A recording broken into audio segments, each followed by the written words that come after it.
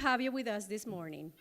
My name is Liliana Rojas, and I am the Coral Way Banking Center Manager at Mercantile Commerce Bank and the proud sponsor of today's event. The leadership lectures were established in 2011, and to today have brought more than 25 distinguished and world-renowned speakers to FIU and our community. Today is not an exception. I would like to take a minute and recognize distinguished members of our community that are with us here today. Mike Hampton, Dean of FIU Chaplin School of Hospitality and Tourism. Good morning. A wonderful group of CVS Health senior management team includes leaders from Puerto Rico and Tampa. I would like now to draw your attention to 3 extraordinary opportunities coming up in the next few weeks that we would like to invite you to attend. The first one is the Leadership Research Colloquium on April 6th, your opportunity to be at the forefront of new research on how to lead groups and teams effectively, with research presented by 3 outstanding professors from across the United States. The second one is the Miami Leadership Dialogues on April 12th, featuring Howard Mogul, President and CEO of United Way of Miami-Dade. The dialogues are an opportunity for you to hear from leading members of our community on topics that concerns the future of Miami. And the last one is the Emerging Leader Award on April 18th, honoring a young professional, Vance Alupis, for his work with the Children's Movement of Florida. Vance will also be sharing his own journey, passion, and vision for early childhood education. You can read more about it on the back of your programs. We look forward to having you join us for these events and invite your friends and family as they are all free and open to the public. And now it's my distinct privilege to introduce Mr. Manny Gonzalez, Chairman of the FIU Center for Leadership's Board of Advisors, President of MGM Consulting, and Chief Commercial Officer of DS Healthcare Group, a NASDAQ-traded company. As former Vice President of Global Operations for Procter & Gamble, Manny held various leadership positions in marketing, sales, operations, and innovations in the US and Latin America. He received his undergraduate degree from Cornell University and graduate degree from Harvard University. He also has visited a scholar at Pembroke College, Oxford University in England. Manny is active in various civic organizations around South Florida, including the Zoological Society of Florida, where he served as chairman of the Board Services Committee and the Harvard Club of Miami. In 2014, Mr. Gonzalez was awarded the Hispanic Health Leadership Award by the National Hispanic Medical Association, National Hispanic Health Foundation, and the New York Academy of Medicine in New York, New York, in recognition of his leadership in improving the health of Hispanics and other underserved populations. Ladies and gentlemen, Manny Gonzalez.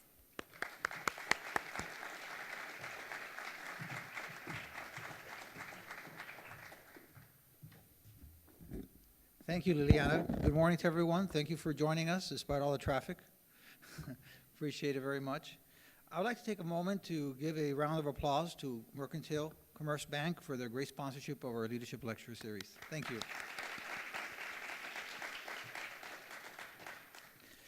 Today, the Leadership Series is proud to welcome Mr. Rizal Bragagnini, a good friend and former colleague. Rizal comes to us with 25 years of professional experience, leading a wide range of businesses in different sectors and countries. He worked for Procter & Gamble, a small little company that sells consumer products, for 14 years in various functions: finance, marketing, innovation, and general management. He then served as general manager for Cadbury Adams, a sweet job, for Peru and Bolivia, until it was acquired by Kraft. He then took on the challenge to lead San Fernando, a family-owned poultry company in Peru, as its first independent CEO, where he doubled the business in 5 years and won 5 Effie Awards in 3 years. His most recent position was CEO of a leading Peruvian healthcare corporation, Q Corp, or Química Suiza Group, which has annual revenues in excess of 1.4 billion US dollars. Today, Mr. Bragagnini is founder and CEO of his own firm, RBO Consulting, and also is the CEO of Sudamérica de Fibras. He has served on various boards of directors, including Peru 2021, Q Corp, San Fernando, Abicom, among others. He is a graduate of the Kellogg School of Management CEO program and the P&G University in-house MBA program. He has degrees from Pontificia Universidad Católica de Perú in industrial engineering and has taught at several institutions, including Universidad del Pacífico, Procter & Gamble, Pontificia Universidad Católica del Perú, and AISA, Venezuela. He has also coached and developed top talent who have attended leading roles in many worldwide companies. You know, leadership is basically something that begins with four things: listening, gratitude, persistence, and vision. If you listen to others, if you're grateful for what you have, if you're persistent in achieving your goals, and if you have a vision of what your future should be, you're already on the path of leadership.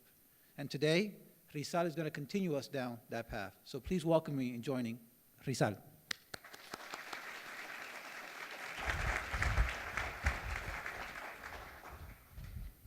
Thank you, Manny. Well, good morning, everyone. Thank you so much, Manny, Mayra, and everybody who made this possible. For me, it's a true honor to be able to share some things I've learned about this passionate topic with you. I've spent the last 35 years of my life trying to learn about leadership. And believe it or not, I have a very simple definition for leadership. For me, leadership is making things happen through others, period. As Manny said, I've been glad to serve as general manager for several multinational and family-owned businesses for the last 15 years, many of those at Procter & Gamble. So I've learned some things that I would like to share with you. In the next minutes, I will share very simple but very powerful concepts about leadership that I have learned in my personal and professional life. And to make it real, I'm going to share my stories, one from my personal life and one from my professional life, to try to convince you that these concepts work.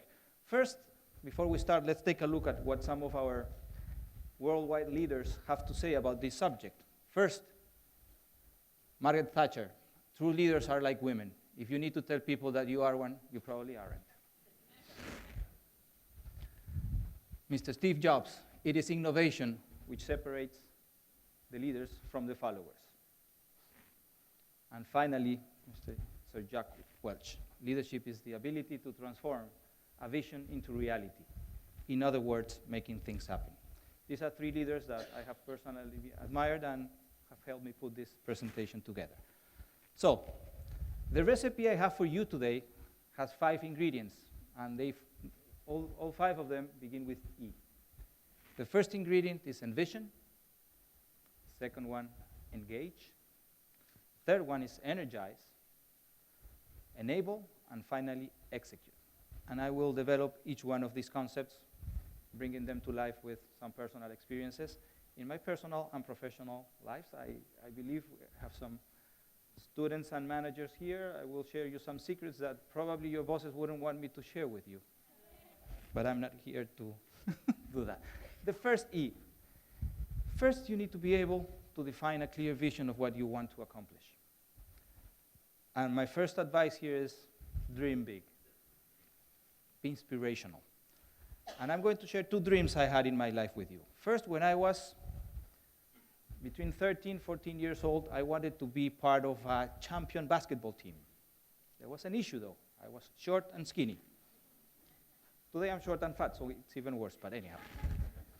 So that was a big dream. And on my professional life, when I graduated from college, I come from a low-income household from the interior part of Peru, so I could only afford a bachelor's degree.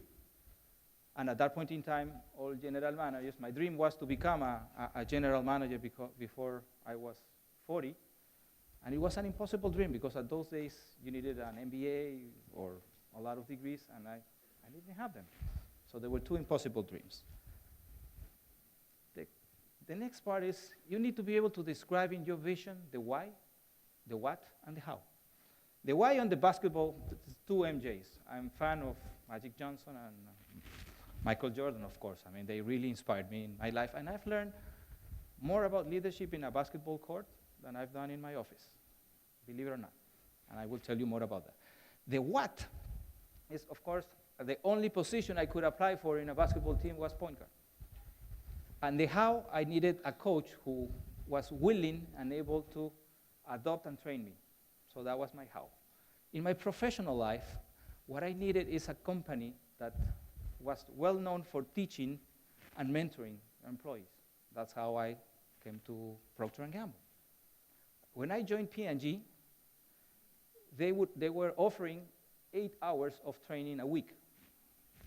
Of course, I couldn't afford to pay for training, and they would give it for free to their employees. So that's why I joined P&G. And I will tell more about how that plays out. The third one is driving innovation. And here I'm going to give you 2 pieces of advice that I learned working in innovation in Procter & Gamble. We had 2 principles: search and reapply, and steal and borrow. In the basketball dream, my search and reapply was, I have family and friends living here in Miami for forever, so they would send me Betamax tapes. How many of you have heard about the Betamax tapes? They would tape basketball games from the NCAA and NBA, and they would send them to me. So that's what I would use to entice the coach I wanted to adopt me, who was my English teacher, by the way. He was my English teacher, and he coached one of the clubs in Arequipa where I play from. And the steal and borrow, don't take it wrong, the steal and borrow, I would steal and borrow the time of the bosses and coaches I wanted to get feedback from. So those 2 principles for innovation work pretty well. And this is the most important part of your dream. It must be consistent with your PVPs. What's a PVP? What's your purpose in life? What are your core values and the principles you want to live by? Don't take this one for granted, because if your dream is not aligned with your PVPs, once you get it, you won't be happy, because you will have missed the most important things in life. So this is the most important part of the dream. Make sure it's you. Now let's go to the second E. We have a dream. Now I have bad news for you guys. No matter how good you are, you cannot make it alone. You need a team. So the second E, which is engage, is about enrolling the right team. To do that, you need to inspire. And how did I do it in the basketball analogy? The way I inspired my coach, because he was coaching this team that they lost 8 of every 10 games they played. So what I told him, wouldn't you love to be champion? Of course, he wanted to be champion. I said, how shall I do it? And I showed him the tapes that I got from my friends and family from Miami. Pretty good plays there. I said, okay, let's make a deal. I'll give you these tapes, you train me. Of course, I really sucked at basketball, but I wanted to do it. So I wanted to be part of the team, so that's how I inspired him to adopt me. In my professional life, what I've learned is what really inspires great coaches and mentors is good learners. And I've always been a good student. So every time I got advice from my mentors, I would do my homework very fast. And that really inspired them to keep teaching. So it works. Second one, focus on possibilities, not on barriers. The possibilities in my basketball teams were low, but they were there. I had tall friends, and I have very talented friends that I had to enroll to get into the team. I had a very tall cousin who didn't know anything about basketball. So we needed to teach him how to learn basketball. And I had a very talented friend that was really schizophrenic or something like that. He didn't know how to play in a team. But we could engage them and roll them together. When you enroll a team, it's very important to feel the skin. Everybody has to be in the picture, and they have to share the passion you have for that dream. In the basketball team, it was easy. Everybody wants to be part of a champion team.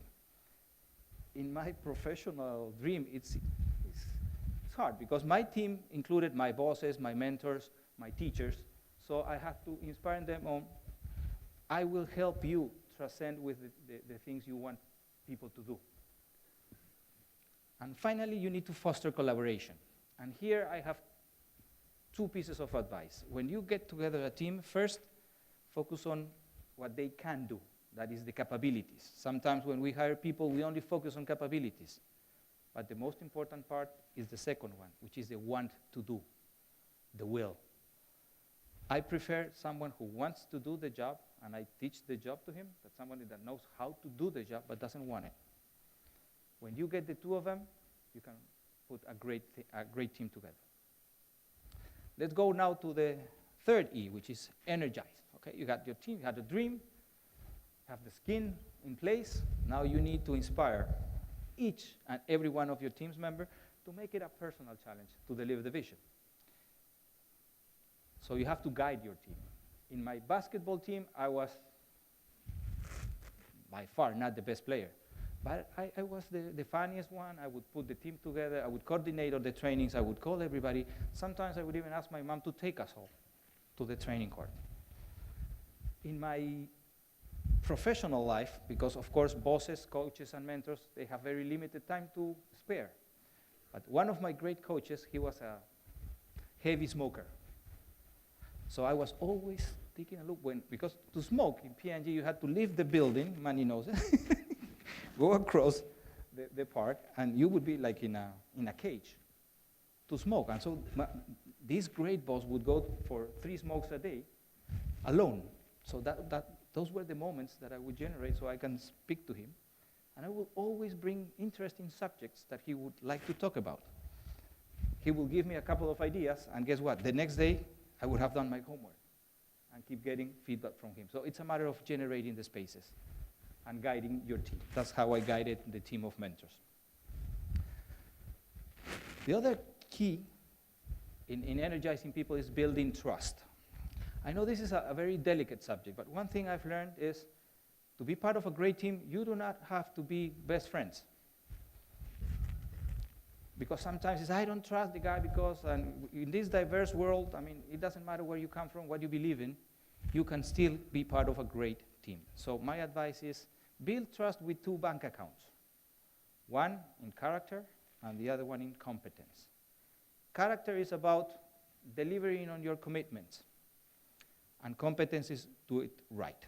For example, if I have agreed to do something by next Friday and I do it, I deposit 1 point in my character account. But if I do it wrong, I withdraw 10 points. That's the bad news, people. Every deposit is 1 point, every withdrawal is 10 points.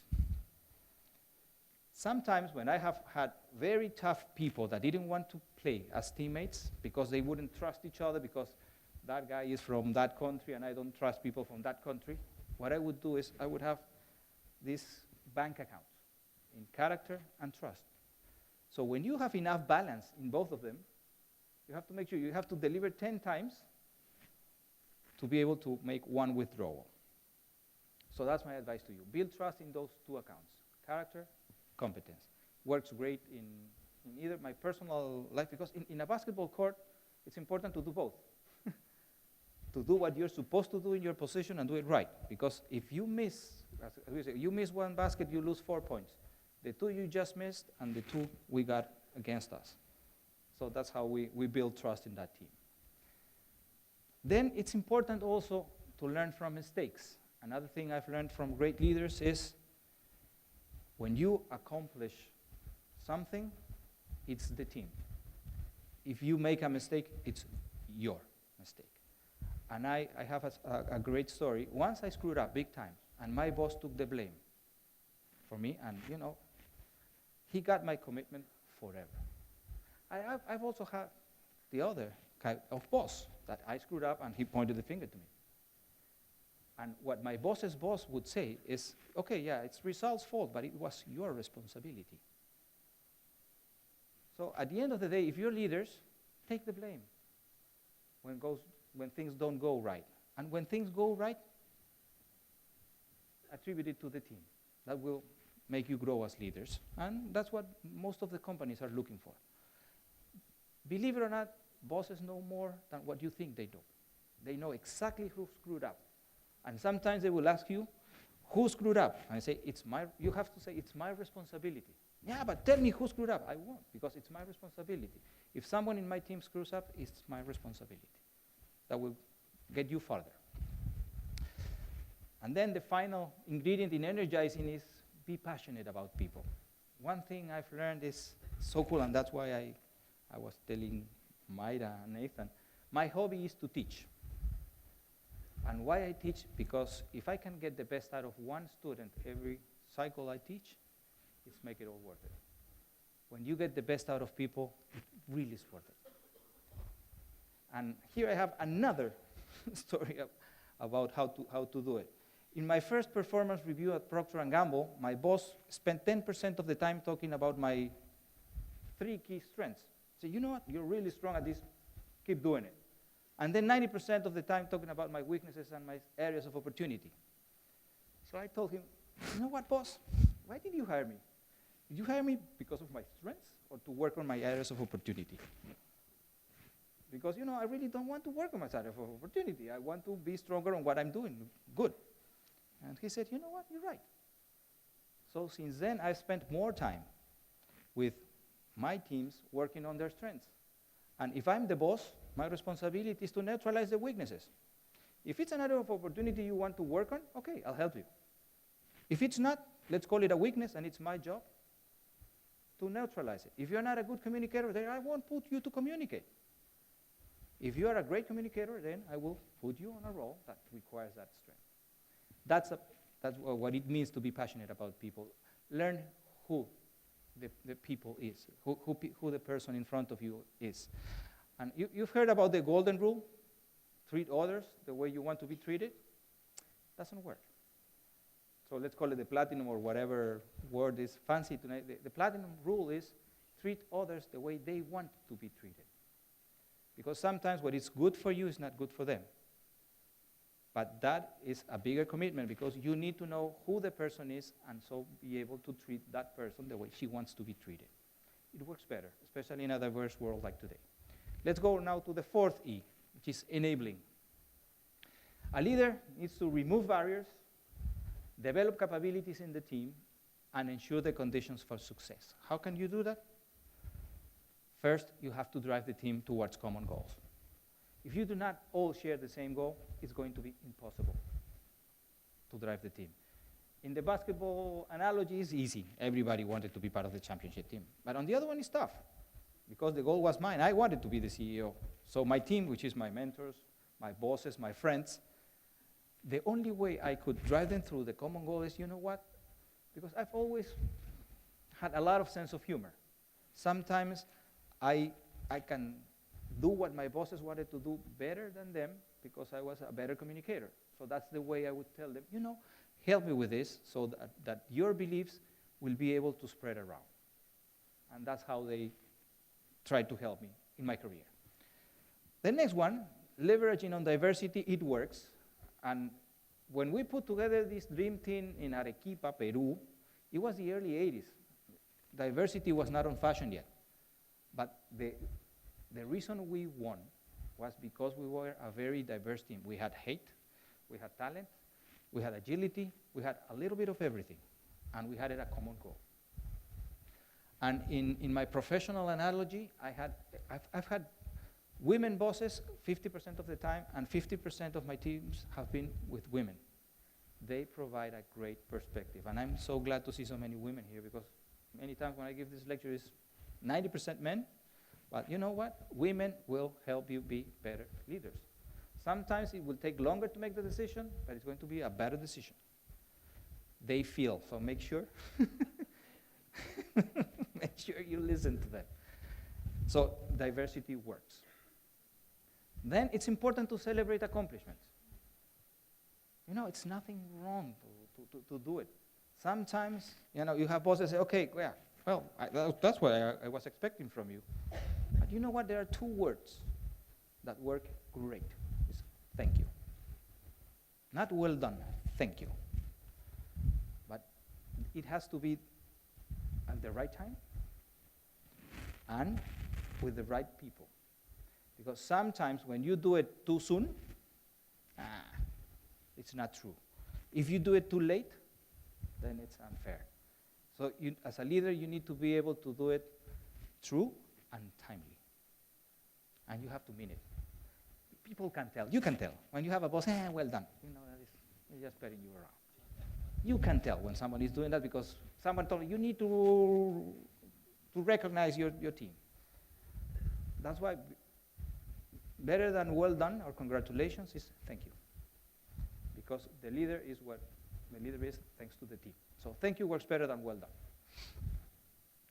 And again, getting the best out of people is what a leader has to do. Not working on the areas of opportunity, get the best. What has worked for me is really, getting the best out of people and not worrying too much about their weaknesses or areas of opportunity. Now we get to the last E, and believe it or not, the toughest one, because executing is about making things happen. Up until now, it's been, as I say, the 1% inspiration. Now it's the 99% perspiration. Because absolutely now, we've put together a team, everybody wants to help, but now you need to make things happen. How you do it? First, actionable plans. And I would like to outline the action word. Sometimes we have plans that are impossible. Or you get a critical path schedule that when you see it, you don't believe it. But it's in paper. Yeah, it happens, no? It happens every day. Yes. So in the basketball analogy, what we would do is we would learn a lot of plays from the NCAA or the NBA. And we would practice them for hours until they worked. And, that was an actionable plan because 90% of those plays we couldn't do. We didn't have the height. We didn't have the talent. Yeah, but 10% of those would work. But the interesting thing is, since we had such a diverse team, and my coach, just remember one thing he did. Remember I had this friend that he was very talented, but he didn't know how to play as a team. So first, we would all play for him to make the baskets. So we were totally dependent on his talent. And our coach fired him. He got this guy out of the team. We were all in depression. Say, you know what? But there's no way we're going to win without him. He said, you know what? One thing you need to learn is we win or we lose as a team. If we lose, we will lose as a team. We lost 2 games after he left, but then we won 1 game as a team. And then we never lost another game again. And with that team, we got 3 championships in a row. And one thing I've learned is a good team will beat talent any day of the week. A good team will beat talent any day of the week. Now, if you have a talented team, you got it all, but unfortunately it's not possible.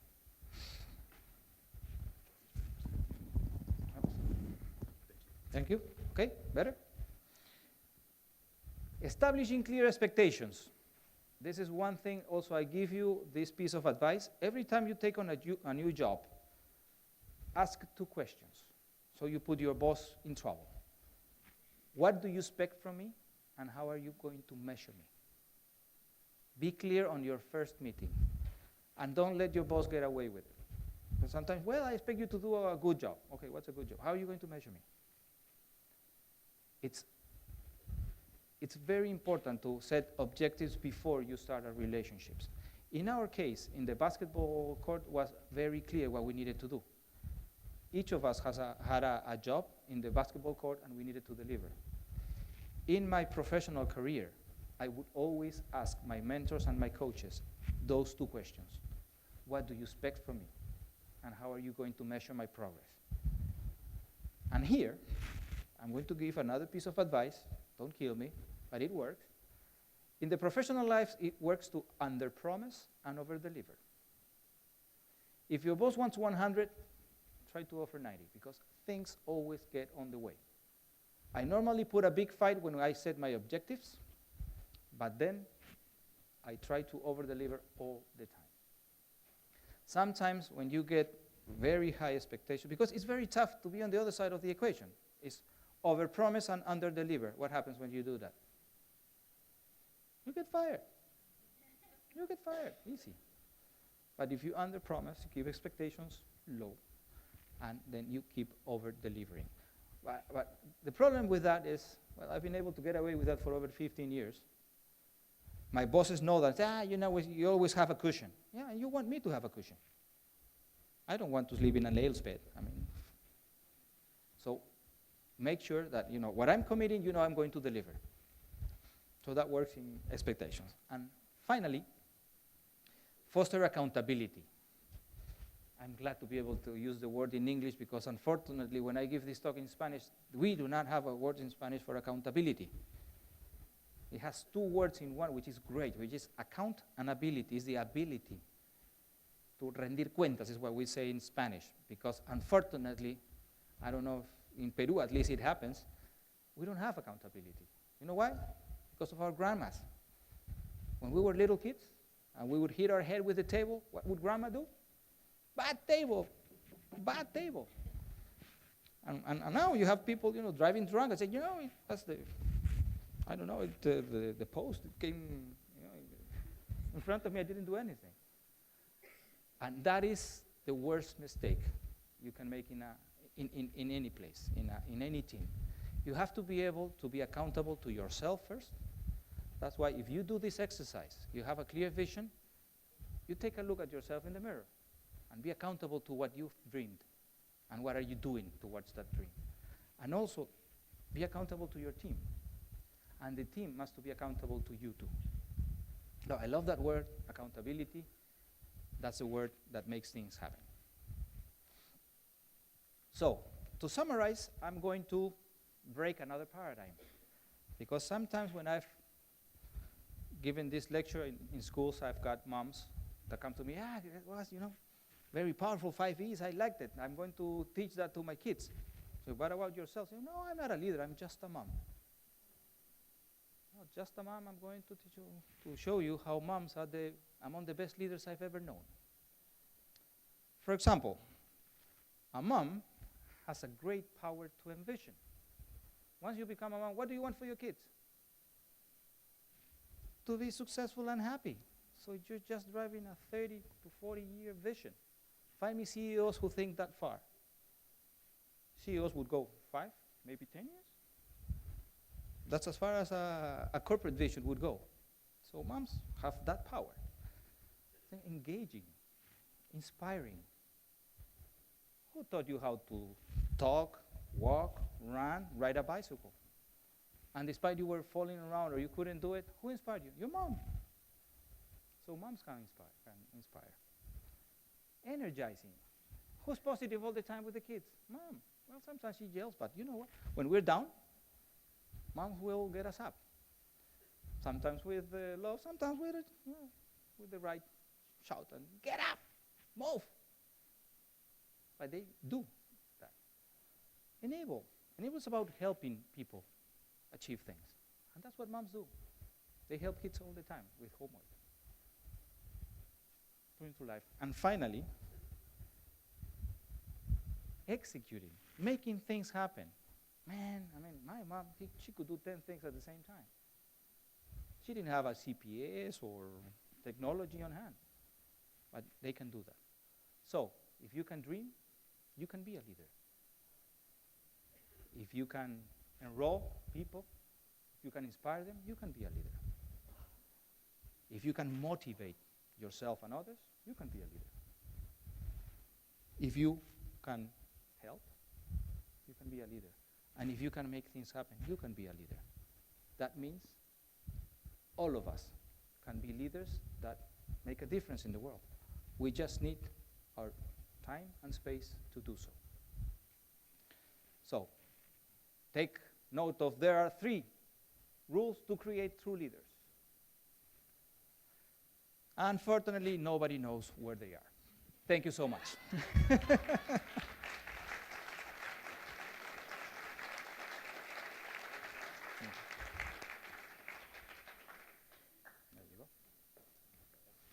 Thank you. Thank you, Mr. Bragagnini, for those great thoughts and insights. We do have time for some questions, so we have 2 microphones, one on this side and one on the other. If you just come up, if there's a little bit of a line, you can just wait your turn, and we'll go back and forth from one to the other.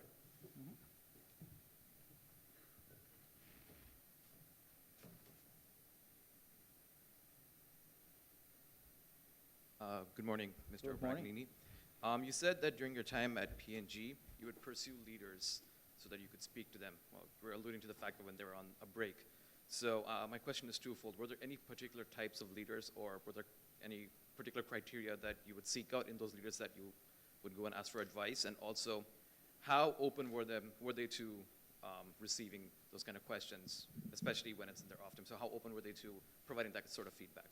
Yeah, great two questions. The first one has to do with my PVPs. I would look for leaders or coaches that I admired because we shared the same purpose in life, the same core values, and we would live on the same principles. For example, my purpose in life is pretty simple.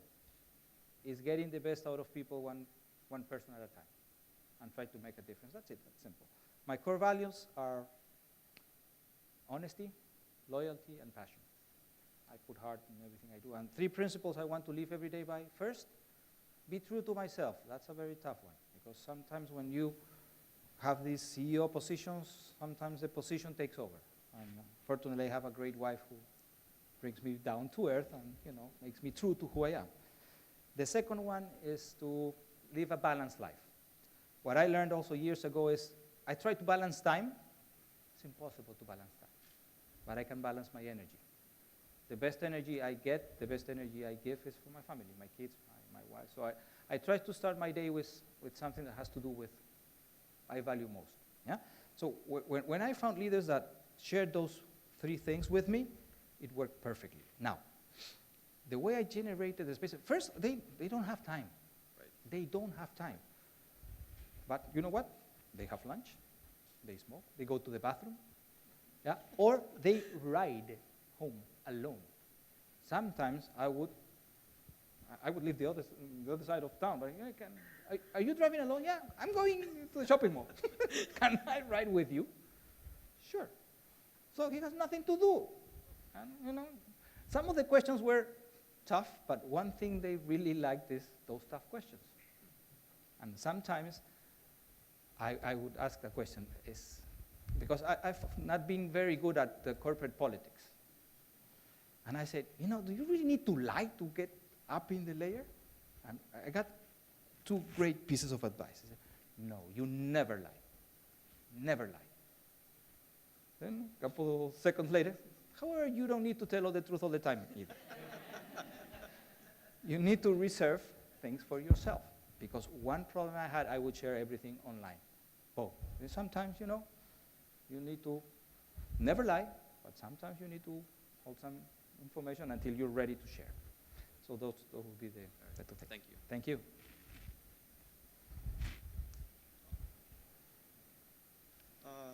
Good morning. My Good name morning. is Juan. Could you advise on any strategies and suggestions to keep employees motivated when in a tight cash flow situation? Great, yes. How old are you? You're a millennial? Yes, I am. Good, 24. thank you. I was just telling them, I've been studying the millennials for the last 5 years. Well, I have 2 of those at home, and I have the best answer for you, because I think you guys are going to change the world. You are a very tough generation, yeah? And of course, I can share you a lot of things. And one thing I will share this insight with you. And I'm sorry if I step on some feet in FIU, but the academic system has been designed with the left side of the brain, that's the rational one, right? And you guys have lived with the other side of the brain more developed. You are more sensitive, more inclusive, more connected, and that's why sometimes you struggle with the system. And I have the proof of that. When I wanted to test the company I used to work for, which is KeyCorp, we had all the businesses you can think of. So I would have the perfect career path for someone from you. You could work retail, mass consumption, healthcare, hospitals, research and development. So I would share that career path with my kid. You know what he said? Dad, you don't get it. No? What? In your days, without the internet, what you would seek when you joined a company is knowledge. Today I have it in my phone. I just Google it. So I don't need knowledge. I want experiences. I want to be able to experience things, to be myself, and actually be able to contribute. So when you get to a job, this is what you need to do. So the one thing you need to do first is to understand the generations you want to keep. And one thing I've always said, when you put the numbers first, yeah, you will start cost cutting, and that will give you diminishing returns. Before doing that, what I've done, and I double click in your generation because you're great at doing this. Despite you have not lived big crises, as some of the Generation X, we've lived hyperinflations, military coups, and all that stuff. But you guys have one thing we don't have, is you're sure of yourselves, and if we give you a challenge, but with a meaning, you'll deliver. And I will use an example here, because I was facing exactly the same situation when I was the general manager of this poultry company. The problem with the poultry company, if it doesn't rain, the price of corn goes up, you lose money. And 60% of our people were from your generation. So we needed to produce better. What's the biggest issue when you raise chicken? They die. So what we would do, we went to the farms, and we gave them a mission. I remember I would tell someone, see that chicken? If that chicken dies, today one family will not eat. So it's your responsibility for that family to eat today. And you know what? If the more chickens you save, I'll give them back to you. So you will, I only need 100. If you raise 120, 20 of those are for you. That worked much better than pressure. Because, and you know, if I would raise your salary or decrease your salary, actually I decreased their salaries. Their fixed income was lower, but they had a huge variable. So you could make more money delivering results than raising your salary. So my answer to you is, what to do that? Get the best out of people. But my advice to people running the company, make it a crusade. Give it a meaning. Because just to deliver the bottom line, that's not. If you go to the founders of every single company that I found, they never did it to make money. They wanted to deliver a service, or they believed in something. So go back to those basics. Deliver a mission, deliver the 5 E's I've shared with you, and give it 3 months. I bet money that if you do it right, you will get the cash flow back, because everybody will feel an owner of the crusade. Great answer, thank you. One more question. Yes. More business-based. When considering supermarkets and retail stores, what major key strategies and things to consider when launching a new product line? Yeah, I'm very passionate about retail. I could say the whole day talking about that. But first, I would tell you, you need to understand there are 3 C's in that equation, and you need to understand the needs of all the 3 C's. The first C is the consumer, who not necessarily is the comprador in Spanish, shopper in English, and then the channel you're looking at. And every single store, believe it or not, is different from the other. So the one thing that doesn't work is that one size fits all. No. The way you execute in each point of purchase has to be local. And I was telling some people before the lecture, one thing we learned at Procter & Gamble, because I was part of the globalization era. I was a true believer that, one single product for all the world is going to be more effective. We will translate the value to consumers. It took us almost a year to plan. That model only lasted 1 month in the market. Our share was plummeting. So then we say, wait, let's go back to playing local. Playing local means every store must own the store. Learn who's the shopper, who's the consumer, how are goods getting into the store. The way you exhibit products is store by store. And at the same time, you can accomplish the global model. So what we did in Procter & Gamble is we think global, but we win local. Not act local, it's win local. Okay. Because when we were acting local is doing what the headquarters guy tells you. Winning local means you need to understand the local consumer, the local shopper, the local channels. So when you launch products, before going broad-based, my advice is do some research first. Get the insights of the store. Then run a pilot test. One thing I've learned in innovation is fail fast, fail cheap. If you're going to screw it up, do it in one store until you figure it out, and then you roll out. Yeah? And don't be afraid of saying, this doesn't work. Sometimes I've got direction from the headquarters that you have to call it this way. And what that word meant in that country was actually, well, Ariel, which was the leading detergent brand in Latin America, and many should remember this story. Ariel was a brand of toilet seats. And they said, you have to launch Ariel. I said, well, first we need to buy this company, because Ariel was synonymous of toilet seats. And, and you were a laundry detergent. So those are the local things that you should never miss. So my advice to do is think global but win local. And it starts store-by-store basis. That's where the people make the difference. Because if people see their jobs as just going and taking orders, you will not be able to get the best information you can. That would be my advice. Learn first. Thank you very much. Yeah? Thank you. This way. Thank you for this nice presentation. And when we listened to your presentation, it was very clear that you were very decided to become a general manager. And you have been actively listening to your mentors, you were asking questions, and you were learning from your mistakes and the mistakes of others, as it seems like you were very focused on developing yourself as a leader. So do you have any advices or experiences that you would like to share, what the things that you were purposely doing as developing yourself into your leadership? One of the things that you mentioned was that you were very clear about your values. You determined what was most important to you. And if there were any leadership challenges that you faced that was like, this is a difficult situation for me as a leader, and how you move forward out of this challenge, kind of insights, if you could provide us with, that would be Sure. great. Thank you so much. Well, first, I didn't explain why I wanted to be a general manager so young. Because I wanted to change the world. Believe it or not, it was a disappointment.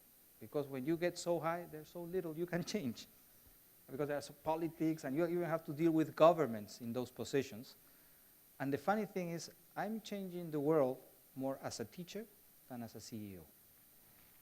So that's one of the things that life teaches you. But as a CEO, what you can do certainly is get the best out of people. So one advice I give to you all is, hire people that are smarter than you. It works all the time. It works all the time. I've done it every single time. I've always, it started in the basketball court. I was the worst player in the team. But you know what? I was part of the team. I would cheer them up, and my role was important, because my role is getting the best out of them so that we could work as a team. It works exactly the same in the professional world. So if you put together a team that is smarter than you, it works. Biggest challenges, that is a problem where you get very smart people in a room. Huge egos. So the biggest challenges I faced, they do not have to do with business. And I tell you right now, there's no, the market is not helping. Business problems can be easily solved. Normally, the biggest barriers in leadership are dealing with people, making them want to be part of a team. That's why it's so important when you hire them that they share the dream. And as I was telling them, make it a cause, make it a mission, something I care for. Because if it's consistent with what I believe, it's easier. Yeah. Now, when I had really tough times, what I had to do is what my coach did. Fire the best manager on the team. That's a very tough decision to make. Because he knows or she knows the best. But if it's not letting the group work as a team, sometimes it's the best call. So once I faced a really tough situation, and of course, he was blaming it on the market. And everybody was looking at him he was a great marketeer. He should be able to figure something out. No, the solution was not in the marketing front. Actually, it was in the product supply front, where we had a lot of money to get out. But the team was being unable to speak up because we had this great ego leader. So I had to get rid of him to enable the team to work. So those are some of the tough calls you need to make sometimes. Thank you. Thank you. Thank you. I have a quick follow-up question. Sure. Can you tell us about a time where you've seen a leader or leaders make a mistake that you've said, I don't want to make that mistake when I'm in a position? So maybe it might be a common mistake that you see people make, or something that really struck you that might be commonly done, Yes. that you wanted to avoid. Yes, thank you for that question. It's when you disrespect people. Unfortunately, that happens every day, everywhere. When you treat everybody, don't be so dumb, or don't be stupid, or, make the other feel like less. That's one mistake I've seen. And the first time I saw it, and I didn't see it on myself. And actually, the story I'm going to tell you, I won't tell you the company. It wasn't P&G, by the way. But actually, the general manager hit the guy. The work was a piece of crap, I have to be honest. But he would go, take this home, and boom, he threw him out of the office. I said, you know what, I'm never going to do that. Because that person was a great professional, #1 in his class in college. I knew him because we were in the same university. He could never get back on his feet after that. So when I saw that, you know what, I'm never doing that, because that got the worst of him. And that was the moment I said, you know what, I'm going to do the opposite. I'm going to try the best, to get the best out of everybody. And unfortunately, it keeps happening. Not physically, but verbally, probably a lot. I would stay with that one. Thank you. Well, thank you so much. Wonderful audience. Hope to be back again. Thank you again, Bragagnini. We really appreciate your time. Good. So that's it for today. We look forward to seeing you again at our next event in a few weeks. Take care. Thank you.